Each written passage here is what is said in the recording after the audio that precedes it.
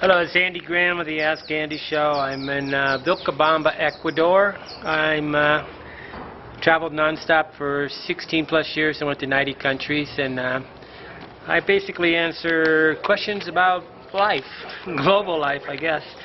Okay, Joshua W. asked a question. Must have been listening pretty good. I was a philosophy major in Indiana University, Bloomington. I always say Bloomington because that was the big campus, as opposed to one of the little sub-campuses, right? But I went to Indiana University after I graduated from high school in 1974. But he asked, do you have a favorite philosopher? And I never really thought about it, but the two that come to my mind is René Descartes and what is it? What's the other one? The existentialist, Jean-Paul Sartre. Okay. Oh, almost didn't think of it. Okay, the reason why I liked René Descartes is because he had a thing called the methodological doubt. And he's the one that said ergo sum, cognito ergo sum, or something. Cognito ergo agit. He says basically, I think, therefore I am. He doubted everything, and then he thinks. But the reason why I always like this is because philosophy, the study of philosophy is, the best definition of the study of philosophy is a clear and sustained effort to think clearly. The idea that you're basically trying to introspect on steroids, right? So basically you're trying to understand yourself and whatever. Oh, by the way, there's a bunch of, this is right down the street from the, man, I hope the sun's not shining right into this. You got all your, I don't know, you want to call them hippie-dippies, joyerias. They're not hippie-dippies, but they're definitely peacocking, right? They're basically Argentina. I'm trying to always get different backgrounds, but on Saturday, all the joyerias, the guys with the jewelry and all the things they wind and weave, there really is no artisans in this city, but there are a bunch of people that come from other places to sell the jewelry they make. Okay, but my favorite philosopher was probably René Descartes, because if you're really trying to think clearly, what you have to do is introspect. And introspection is, to me, the difference between the animals and the human. A human has the ability to sublimate, and we have the ability to, so sublimation is to put off for a higher gain. So basically we can delay satisfaction to do it. But anybody that is prone to temptation really is the lack of introspection. So René Descartes was really trying to take introspection at a new level.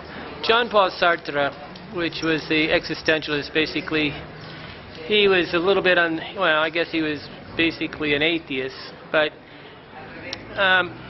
he basically broke down the two different things that I really enjoyed. Was existentialist is existence precedes essence, as opposed to, with a God point of view, the essence precedes existence. So God defines your essence, while existentialism, existence defines your essence. So basically you achieve your meaning in life by what you exist. But I think they're both compatible, really. I think anybody should look at it and say that we should have an existence that gives us meaning, okay? And so, but, truly most people think of philosophy as more or less nice words and stuff. So I'm going to tell you my favorite philosopher, which is not really a philosopher, because he's not writing in a way of strict rules of logic and stuff.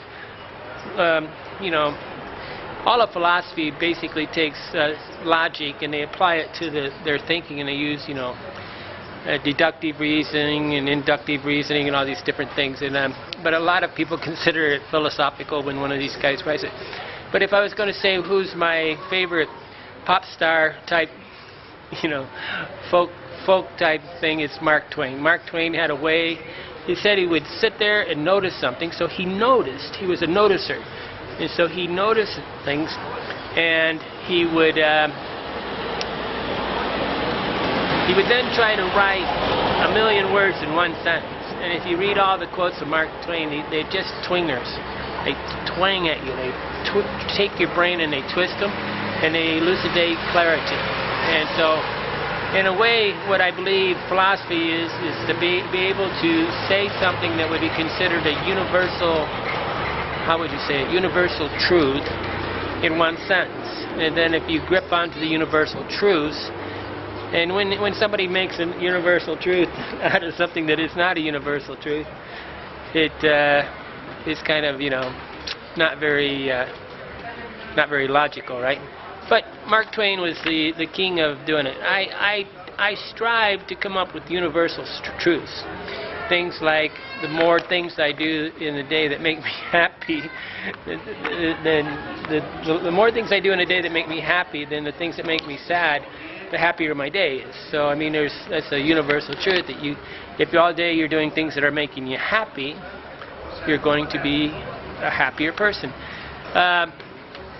It is a mystery to me why people at age, I can understand at age 20 and I can understand at age 30, when they get to be 50 or 60 and they're basically getting hooked into conversations that are rants and raves and things like that. I think you need to really do it. It doesn't mean that we don't get hooked. It's just that you got to unhook from these people as fast as you can. Because happiness is a choice and not a thing. But Mark Twain was good at finding ways to say things in a very brief way that were elucidated. I can't say things, but he basically said things that made you understand the simple truths of things. And that really is what a philosopher is basically they're searching for the truth. And so, Joshua, good question. Thank you. We can